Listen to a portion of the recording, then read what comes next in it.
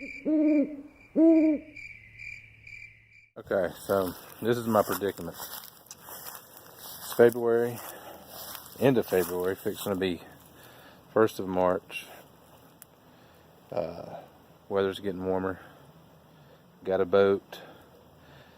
And the other night, or early the other morning, I was taking my dog to the bathroom out in the backyard, and I noticed my tire looked a little low.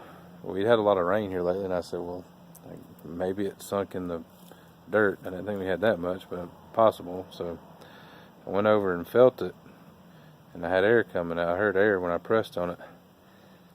And so I rubbed the tire, and I felt a big hump in it. So I came out the next morning and looked, and I've never seen this happen before, but apparently the tire dry rotted, and instead of just losing air, it blew a hole in the tire.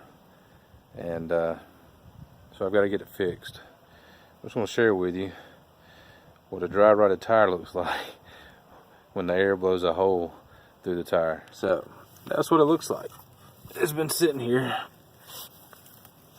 all winter, haven't taken it any place, but I have never seen that. Look, I mean, it's just blown a hole in the tire.